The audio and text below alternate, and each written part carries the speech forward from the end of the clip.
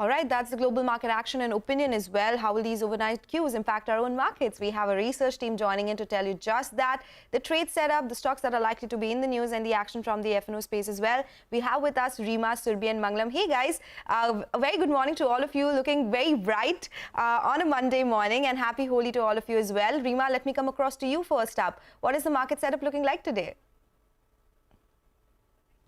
Well, as you pointed out, the SGX Nifty is suggesting a positive start, carrying forward the momentum that we had in Friday's trade, the strength in the United States and the up move that we had on Wall Street on Friday, where the key indices gained 1 to 2%, and plus there is renewed buying by the FIs. On Friday, the FIs bought about 246 crore in the cash market, but the DIIs bought big. They bought 2,090 crores. So net-net, we're looking at an institutional buy figure of about 2,300 crore rupees. So that's a big positive.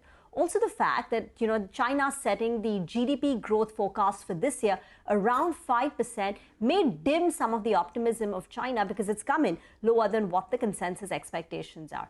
That said, despite the powerful rally that we had in Friday's trade, the markets are still very much within that band.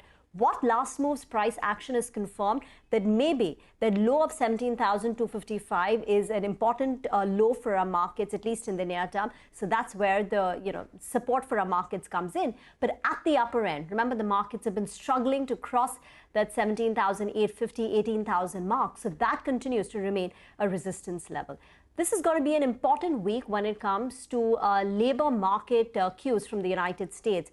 So we've got a whole host of labor market data incoming from the United States. The big release is going to be the non-farm payroll data. That's on Friday. That's the February jobs data, and especially on the back of the January strong jobs data. This is going to be, very important. Does it sway the Fed's thinking? That's going to be tracked very closely. And also Powell's speech, the congressional testimony on Tuesday and Wednesday is going to be tracked. For the Indian markets, we're shut on Tuesday, so that's a reason for a big smile. And plus on Friday, we've got the India industrial production data. Before the day, I think some of the momentum is going to carry the markets higher, and that's what the SGX Nifty is suggesting. Back to you. All right, thank you, Rima, for all those cues. So that we'll track for you, but all the stocks that are in focus as well. Surbi is joining us with that list. Surbi. Hi, good morning. Thanks for that. So few stocks that I'm watching out for today. The first one on my radar is Mahanagar Gas. The company acquires 100% stake in Unison Envigo for 531 crores. Next is Power Grid. The company wins bids for 2 projects in Chhattisgarh.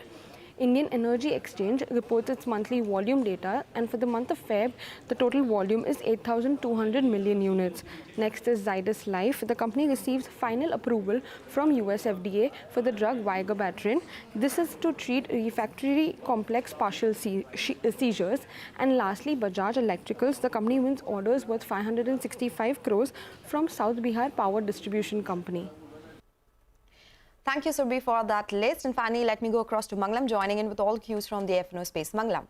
Good morning. So it was a strong day of trade on Friday, and key technical levels were conquered by both the Nifty as well as the Nifty Bank. The Nifty went ahead and conquered the 200-day moving average of 17,404. The Nifty Bank went ahead and conquered the 40,957 mark, which was the 20-day moving average. And after that, the rally only went up further. What was the reason that led the rally? There was a seller's strike. Both the FIIs and the DIIs, as Rima pointed out as well, together bought almost 2,300 crores in the cash markets. But apart from that, there was an insane amount of short covering in the Nifty. 8.3% open interest was compressed in the Nifty, 2.2% jump in the Nifty Bank, which is telling you that we had some longs as well as some shorts which were covered. The data confirmed that 3950 crore worth purchased by the FIs and index futures, 11,000 long additions and 31,000 short covering. And as a result of which the FII longs, which were 15%, jumped all the way to 23%, and the shorts, as a result of that, compressed to 77% as well.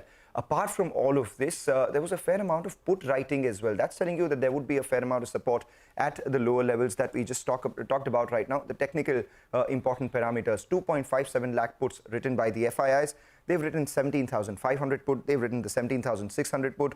And that's telling you that around 17,450 to 17,500 would be an extremely important support. 17,400 call writers had to cover their positions, and they're still active at 17,850. The Nifty put-call ratio is at 1.2. Usually levels upwards of 1.2, things start to get a little overheated, and that is something I'll be watching out for. The SGX Nifty indicates a positive start, but that's right at the 20-day moving average of the Nifty, 17,700. So let's see whether there could be a bit of resistance out there or not. If we break above that, that'll be extremely good. The Nifty Bank as well has its resistance at the 50-day moving average, 41,680.